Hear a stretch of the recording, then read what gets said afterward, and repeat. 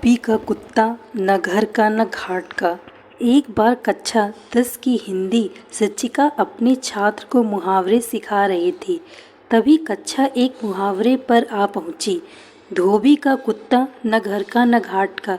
इसका अर्थ किसी भी छात्र को समझ नहीं आ रहा था, इसलिए अपने छात्र को और अच्छी तरह से समझाने के लिए शिक्षिका ने अपने छात्र को एक कहानी के रूप में उदाहरण देना उचित समझा। उन्होंने अपने छात्र को कहानी कहना शुरू किया। कई साल पहले सज्जनपुर नामक नगर में राजू नाम का लड़का रहता था।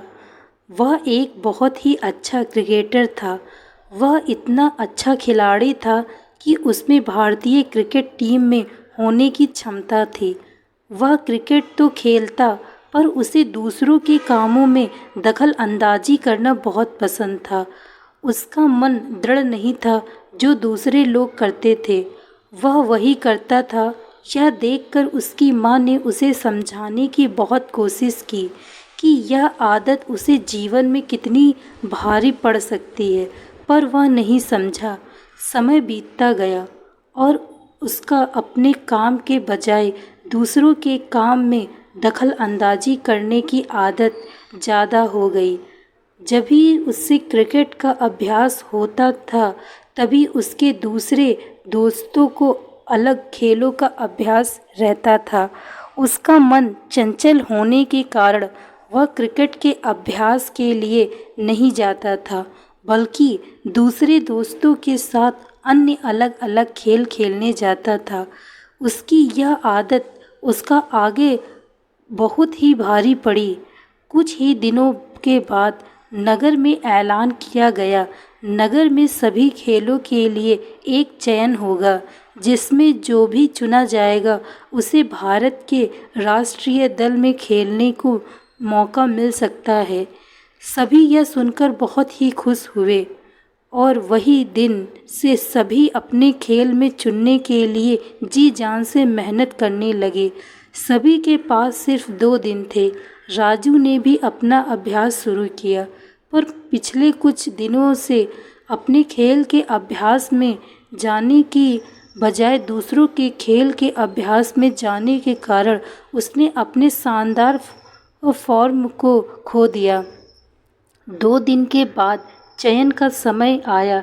राजू ने खूब कोशिश की, पर अभ्यास की कमी के कारण वह अपना शानदार प्रदर्शन नहीं दिखा पाया और उसका चयन नहीं हुआ। वह दूसरे खेलों में भी चयन न हुआ, क्योंकि वे सब खेल उसे सिर्फ थोड़ा आते थे और किसी भी खेल में वह माहिर नहीं था, जिसके कारण वह कोई भी खेल में चयन नहीं हुआ। और उसके जो सभी दूसरे दोस्त थे, उनका कोई न कोई खेल में चयन हो गया, क्योंकि वे दिन रात मेहनत करते थे।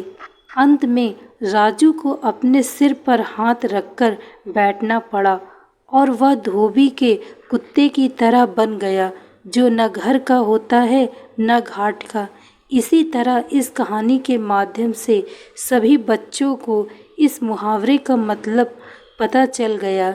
शिक्षिका को अपने छात्रों को एक ही संदेश पहुंचाना था कि वे जीवन में जो कुछ भी करें, सिर्फ उसी में ध्यान दें और दूसरों से विचलित न हों, वरना वह धोबी के कुत्ते की तरह बन जाएगा, जो न घर का न घाट का होता है।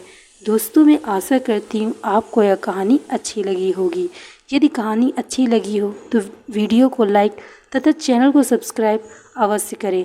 Thank you so much watching this video. Like, share and subscribe.